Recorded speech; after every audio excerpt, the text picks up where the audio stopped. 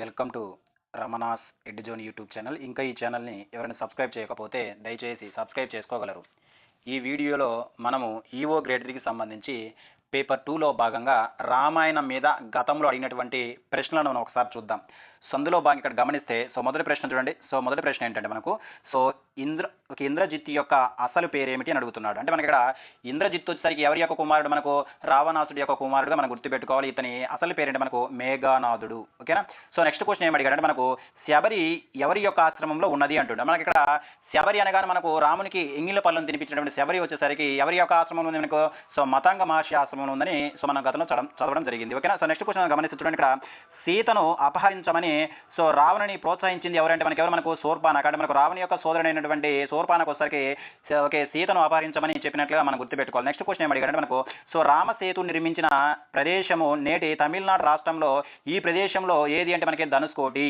మనకు రామసేతు వచ్చేసరికి ఎక్కడ మనకు ధనుష్కోటిలో ఉన్నట్లుగా మనం గుర్తుపెట్టుకోవాలి. నెక్స్ట్ క్వశ్చన్ ఏం అడిగారు మనకు దశరథ మహారాజు యొక్క రాజ్యం పేరేమిటి? ఇది అందరికీ మనకు తెలుసు. మనకు కౌసల రాజ్యం. దీని యొక్క రాజధాని మనకు అయోధ్య. ఈ అయోధ్య నిర్మించిన వ్యక్తి మనకు మనువు అని గుర్తుపెట్టుకోవాలి. ఈ అయోధ్య అనగా మనకు సరయు నది అని గుర్తు రావాలి. ఓకేనా.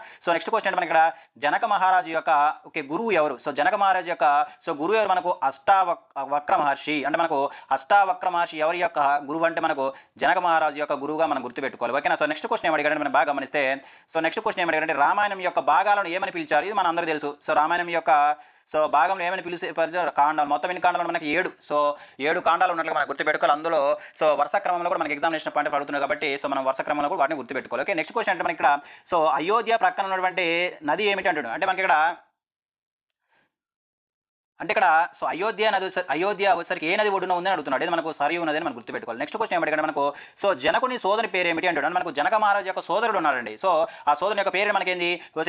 ఒకే కుశధ్వజుడిగా మనం గుర్తుపెట్టుకోవాలి. ఓకేనా. నెక్స్ట్ క్వశ్చన్ ఏమిటంటే మనకు శత్రుఘ్నుని తల్లి ఎవరు? మనకు శత్రుఘ్నుని యొక్క తల్లి ఎవరు? మనకు సుమిత్ర అని మనం గుర్తుపెట్టుకోవాలి. అంటే మనకి ఇప్పటిసరికి కైకేయి, సుమిత్ర, కౌసల్య. అయితే మనకి ఇక్కడ ఈ సుమిత్రకు సరికి 2 సంతానం కలుగుతుంది. ఎవరు? మనకు శత్రుఘ్నుడు, అదేవిధంగా ఎవరు? మనకు లక్ష్మణుడు అని గుర్తుపెట్టుకోవాలి. ఓకేనా. నెక్స్ట్ క్వశ్చన్ గమనించి చూడండి. హనుమంతుని చేతిలో హతమైన రావణి కుమారుడు ఎవరు? అంటే మనకు హనుమంతుని చేతిలో మరణించినటువంటి రావణి యొక్క కుమారుడు ఎవరు అంటాడు? ఎవరు? మనకు అక్షయ కుమారుడు. అంటే మనకి ఇక్కడ ఇంద్రజిత్తుడు వచ్చేసరికి మనకి ఎవరి చేతిలో మరణిస్తారు? మనకు లక్ష్మణ్ చేతిలో మరణిస్తే మనకు ఇంద్రజిత్తుడు యొక్క సోదరుడైనటువంటి అక్షయ కుమారుడు వచ్చేసరికి ఎవరి చేతిలో మనకు మరణిస్తారు? మనకు హనుమంతుని చేతిలో మరణిస్తారు మనం గుర్తుపెట్టుకోవాలి. ఓకేనా. నెక్స్ట్ క్వశ్చన్ మనకు సప్త ఋషులలో ఒకరైన అత్రి మహర్షికి అదేవిధంగా అతని భార్య అయినటువంటి అనసూయకు కలిగినటువంటి పుత్రులు ఎవరంటే మనకు దుర్వాసుడు. చాలా కోపిష్టాడు ఇతను. ఓకే. దుర్వాసుడు వచ్చేసరికి ఎవరి యొక్క కుమారుడు అంటే మనకు సత్రి, అదేవిధంగా అతని భార్య అయినటువంటి అనసూయ జన్మించినటువంటి సంతానం మనకు దుర్వాసన మహర్షిని మనం గుర్తుపెట్టుకోవాలి. నెక్స్ట్ కనుక గమనిస్తుంటే ఇక్కడ ఒక స్టేట్మెంట్ ఇచ్చారు. స్టేట్మెంట్ ఎవరు ఇచ్చారు అడుగుతుంది. చూడండి ఇక్కడ ఏమంటున్నాడే కౌసల్య సుప్రజ రామ అని మనం చాలాసార్లు వింటాం. కౌసల్య సుప్రజ రామ అని శ్రీరాముని మేలు కొలుపు పాడిన వారు ఎవరంటే మనకు విశ్వామిత్రుడు మనం గుర్తుపెట్టుకోవాలి. ఓకేనా. నెక్స్ట్ క్వశ్చన్ ఏమడిగారంటే మనకు జన్మస్థానంలో ఇది ఒక ప్రదేశం అండి. జన్మస్థానంలో రాక్షస నాయకులు ఎవరంటే మనకు కర, అదేవిధంగా దూషణులు గుర్తుపెట్టుకోవాలి. ఈ కర అదేవిధంగా ఈ దూషణలు వచ్చేసరికి ఎవరి యొక్క సోదరులు? మనకు శూర్పణఖ యొక్క సోదరులుగా మనం గుర్తుపెట్టుకోవాలి. ఓకే. నెక్స్ట్ క్వశ్చన్ గమనిస్తే ఇక్కడ ఇక్ష్వాక రాజవంశము అంటే మనకి సూర్యవంశము వీరిచే స్థాపించబడింది. మనకి ఎవరు? ఇక్ష్వాకుడి చేత స్థాపించబడింది. ఓకేనా. నెక్స్ట్ క్వశ్చన్ ఏమంటే ఇక్కడ గమనిస్తే విశ్వామిత్రుని ఇలా కూడా పిలుస్తారు. అంటే మనకి ఇక్కడ విశ్వామిత్రుడు వచ్చేసరికి ఇలా కూడా పిలుస్తారంటే మనకి ఏమంటారు? అతని గాధేయుడు అంటాము. ఎందుకంటే గాధేయుడికి పుట్టినటువంటి సంతానం కాబట్టి గాదికి పుట్టినటువంటి సంతానం కాబట్టి ఇతనికి మరొక పేరేంటి? మనకు గాధేయుడు అంటామని మనం గుర్తుపెట్టుకోవాలి. నెక్స్ట్ క్వశ్చన్ ఏమడిగారంటే మనకు రాముడికి ఆదిత్య హృదయము స్తోత్రాన్ని ఉపదేశించినటువంటి మహర్షి ఎవరు? చాలా ఇంపార్టెంట్. మనకు అగస్త్య మహర్షి అండి. చాలా ఇంపార్టెంట్. ఓకేనా.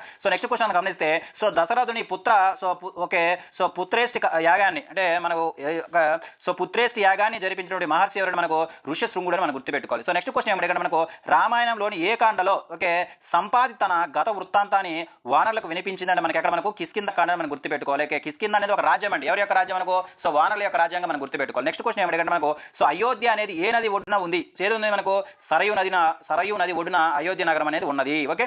నెక్స్ట్ కనుక గమనిస్తే రాముడు ధర్మావతారము అంటే రామో విగ్రహం ధర్మ అని చెప్పినది ఎవరు? లేదా అంటే మనకు మారీచుడు. మారీచుడు వచ్చేసరికి ఎవరి యొక్క తాటాక అనే రాక్షసురాల యొక్క కుమారుడు అనమాట. ఇతను ఏం చెప్తాడు? మనకు రాముడు వచ్చేసరికి ఒక ధర్మావతారం అని చెప్పిన వ్యక్తి ఎవరు? మనకు మారీచుడు అనే రాక్షసుడు మనం గుర్తుపెట్టుకోవాలి. నెక్స్ట్ క్వశ్చన్ కనుక గమనిస్తే నెక్స్ట్ ఏం అడిగాడు అంటే మనకు జనక మహారాజు యొక్క తమ్ముడి పేరు ఏంటంటే ఇది మళ్ళీ రిపీట్ అయింది. మనకు కుజధ్వజుడుగా మనం గుర్తుపెట్టుకోవాలి. ఓకేనా. నెక్స్ట్ క్వశ్చన్ అంటే మనకి ఇక్కడ అగస్త్య మహాముని సలహా మేరకు రాముడు ఏ ప్రదేశంలో ఆశ్రమము నిర్మించుకొని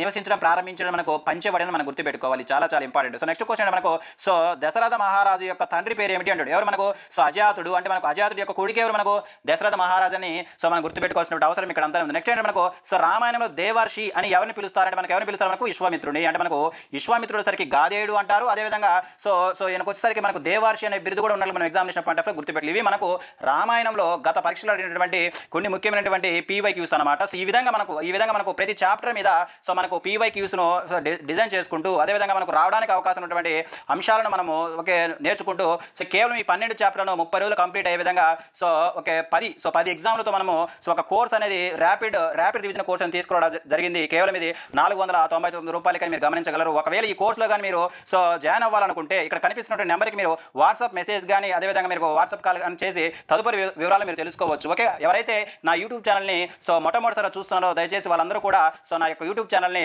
సబ్స్క్రైబ్ చేయండి, లైక్ చేయండి, అదేవిధంగా సో మీ మిత్రులందరికీ షేర్ చేయండి. ఇంతవరకు చూసినందుకు ధన్యవాదాలు.